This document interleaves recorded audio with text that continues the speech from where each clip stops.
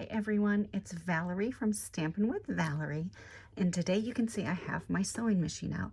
We are going to use this today to make some cute pockets using just old envelopes. You know, things that you get in the mail and you just want to throw them in the recycling or throw them away, but we're going to use them to make some pockets today.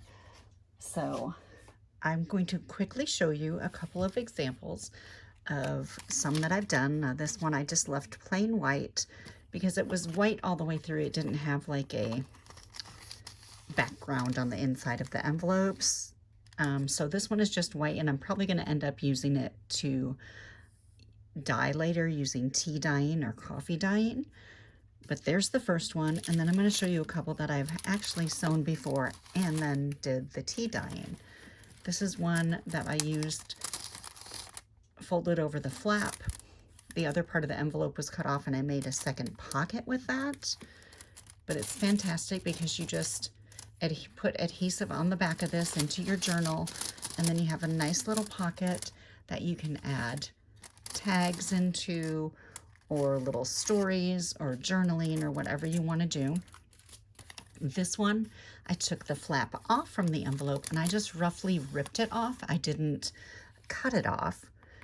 And then I sewed, of course, around the bottom here. So we have that window, or those windows. And then I sewed on this side a separate pocket.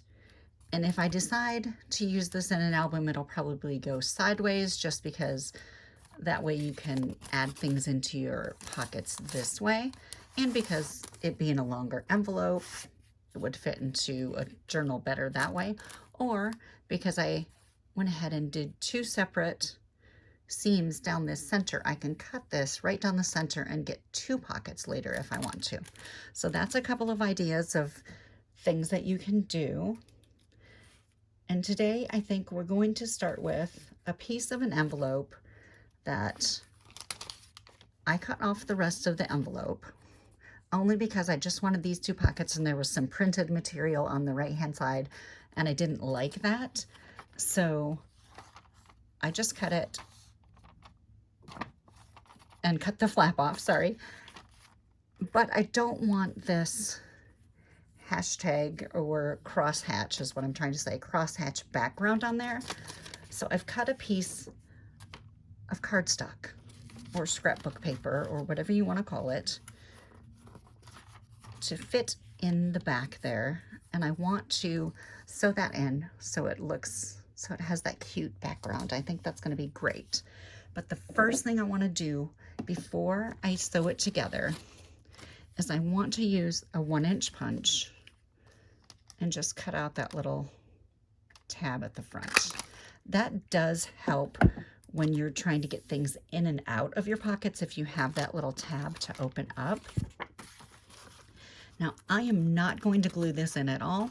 I'm just going to put it in there because when I put this in my journal, I'm just going to use glue all along the back of this, or adhesive. And once these edges are sewn, you don't have to worry about this coming off. Does that make sense? I'm hoping I'm making a sense. All right, I'm going to put that foot down and I'm going to get the needle in. I always try to do that first. And then, of course, it's going to be somewhat loud, not super loud, but somewhat loud. And I'm going to be doing a zigzag stitch. And we're going to want to reverse that a little bit. You always try to do that at the beginning of sewing, whether it's fabric or paper or whatever you're sewing. A little faster here, sorry. Didn't mean to step on it quite that quickly, but I did. All right, we're going to go off the edge a little bit there. I can see I'm a little farther over than I wanted to be, so I'm going to pull that back a little bit. And that's okay. It's not going to be perfect. And it doesn't have to be perfect. And it's actually going to look kind of cute that it's off the edge there on the bottom. See how that kind of sewed off the edge just a little bit, not bad. Turn it, sew down this side. And it's going to be just an adorable pocket once it's done. And then of course you want to reverse that again.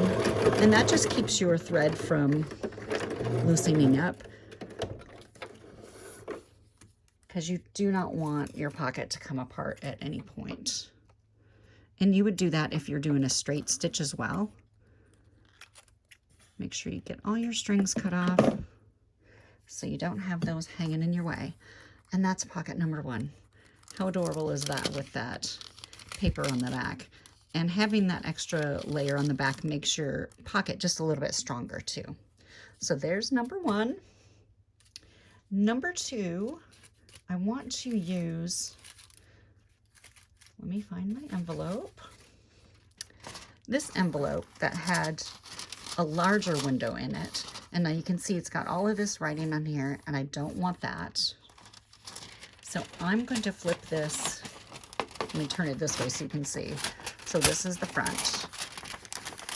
We're going to flip it this way, and we're going to make another long pocket, but we're going to take that flap and keep it down. Now, this pattern is actually not too bad. It's just a little, you know, it's not that crosshatch, it's not just lines, it's kind of cute. So I wanted to put some paper in this one as well. And we're gonna sew this one like that longer envelope that I showed you before that had the 2 pockets. So we'll start on this side. And as you can see, there's some writing right here, but the fun thing is you can easily go over that with something small, a smaller piece of paper or a sticker, or something that will cover that up so it doesn't have to be seen. Now, the other pocket was tea dyed, and of course I didn't have any other cardstock in there. I have not tried tea dyeing after I've put cardstock in here, so I'm not sure how that would look. I think I want to go one more stitch, so let's just manually do one more stitch there.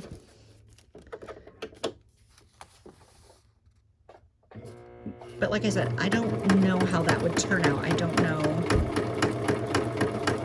if it would, I don't think it would ruin the paper by any means, but it would definitely give it a nice aged look. So that might be something I'll try when I do a video showing you how to do the tea dyeing. Maybe I'll save this envelope and we can use this one as an example. Now we want to go back up this way because this is where we're going to divide our pocket, or divide our envelope into 2 pockets. And then make sure you hit that reverse. Go back forward. Trim, and then we'll start again. We're just going to start a little ways over from that stitch there, and this will be making that second pocket. Went a little further than I planned on before I hit the reverse on that, so that's all right. It's gonna look good either way, right? I think it'll be just fine. 1 or 2 stitches just by turning that dial, maybe one more. Always make sure you put that presser foot down when you're adding an extra stitch in or whatever. There's a dial on the right hand side of my sewing machine that moves that needle up and down, so I can go super slow for a couple of stitches if I want to that way, instead of pressing on the presser foot that is plugged in. That, you know, if you know anything about sewing, you know exactly what I'm talking about. I say presser foot, but it's like a little pedal is what I'm trying to say. This is my presser foot. Come on. It's been a long time since I've got my machine out, and it's been a long time since I've talked to anyone about sewing, so I may not be using the right terminology for things, but that's life. Just trim those off. And then you've got 2 fantastic pockets. You got your first one with that see-through window, and you've got this one here, which you aren't going to see all of that writing because it's all on the inside now. And how cute is that? Let's trim these ones off here. I didn't get these first ones trimmed. How cute is that? Perfect, right? I love that. And again, if I decide later on, I can cut this down the middle and have 2 separate pockets. So there's pocket number 2 for today. The next one we're going to do, we are going to add some foliage into it. This is something that I've done with some dried ferns and flowers that I've dried from my own garden. And we're going to do that with this piece of envelope here. Again, this one is just plain white, but it already had a hole in it somehow from something. So we're going to use this. I like that it's long and skinny, and I have a piece of fern here that we're going to put on the inside. But I didn't want just a plain white background like I did on this one over here. I wanted to add something to it, so I found this tissue paper. And I think this is from Seven Gypsies. I don't know if any of you remember that company. So we're going to throw a piece of that tissue paper in there. Isn't that perfect? And then you take your dried, whatever you've dried, and you slide it in. And we are just going to do the exact same thing, except we're going to go all the way around this little open window.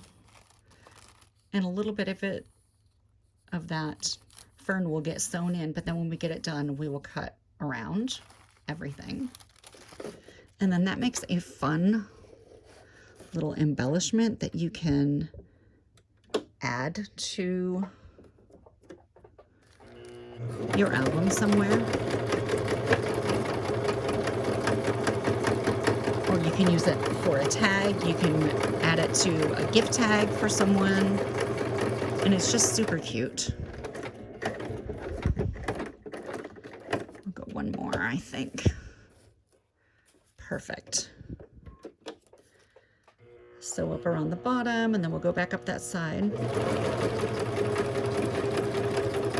Sometimes I don't know. Like I said, if you've sewn before, you know what I'm talking about. You go to press on the pedal to get the electricity going and get that needle going, and it just takes off on you. You hit it a little too hard. So I apologize if sometimes it sounds like I'm sewing like I have somewhere to be, because I really don't have anywhere to be.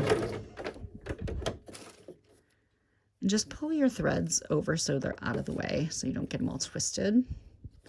Let's add one more stitch to that, just so it comes up a little bit higher. And now I would definitely not put this in tea or coffee to dye, only because I've got that dried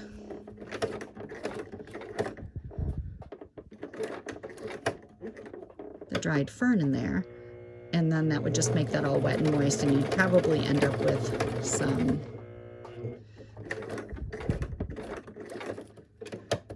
not so wonderful, you know, moisture left in there, and you might get mold. I kind of just needed a little more stitch there. It's probably going to look a little crooked, but that's okay. It's still going to be cute. And it will be definitely, you definitely know this is home sewn. Check that out. But no shame in my game. I don't care. It's not going to hurt anything. Now, these scissors are, and you know you're a crafter, those are just my fabric scissors, so I do not want to cut this out. I'm using those. Just grab a pair of scissors that you know you use for paper. Cut around it as straight as you can without getting it too crooked.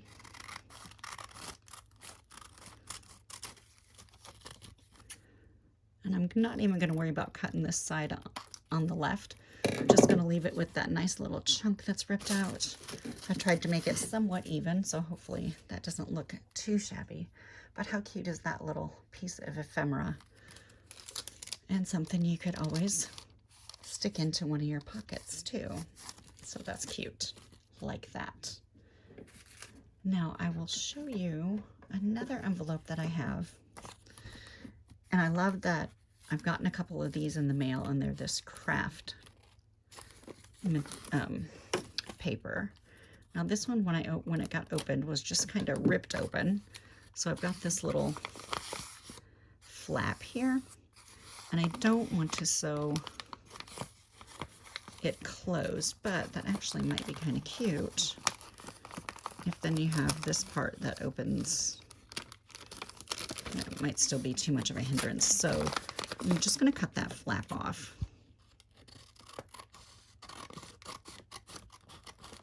Even though I like the rough edge on it, it's just not going to work for what we're doing. So we'll just cut that edge off.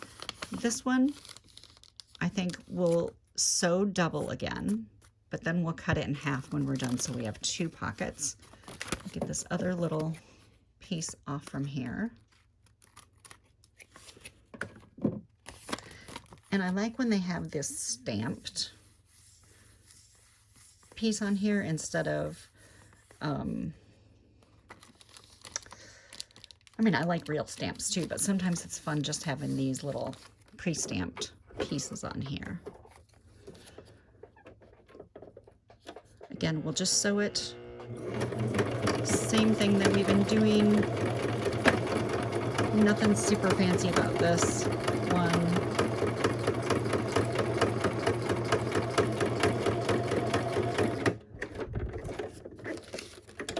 And I think I'm gonna, nope, I should not go off the edge on this one.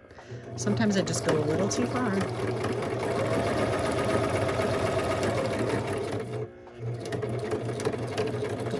Further with that, probably right about there. And again, always put that needle back in, because if you try to move this, if your needle is not in the paper, you can pull it all wrong, and oops, I just gave that a little twist, didn't I? It'll be just fine.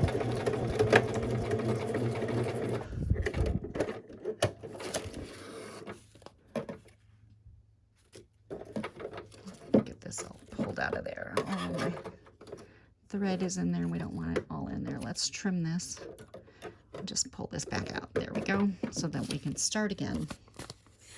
And we'll start again right next to this one. Just like we did that first one where we made the double pocket. Again, there goes that machine just taking off on me. I feel like my...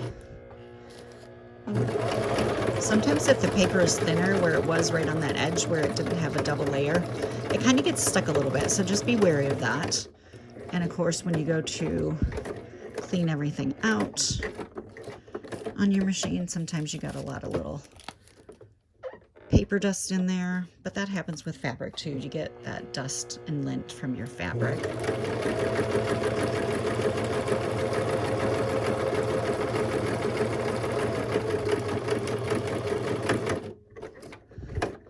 So don't be shocked when you see that when you clean out underneath your, out from your sewing machine, when you take this cap off and clean out where the bobbin goes in and that type of thing. Just brush it out just like you would if you were sewing fabric. I haven't had any issues with my machine not working properly or anything like that after sewing paper. So don't worry about that too much unless you have a super expensive machine, an embroidery machine or something. I don't know if I would do paper in that. Maybe people do. I don't know. But I would personally be leery if I had a super expensive sewing machine, which I don't. And then we'll just take this one, just cut that down the center. And now we have 2 fun pockets. Perfect, right? So here are those fun pockets from today. And I think I will end on this note because I think you get the gist of it, the sewing. I will come back on another day and we will do some tea dyeing. So we end up with, instead of a white envelope, with this vintage looking envelope, even though this is not a vintage envelope. This is just a regular one that I dyed on my own. So thank you for joining me today. I hope you have a great rest of your day. Make sure you comment, make sure you like and subscribe. Thanks. I appreciate you. Bye.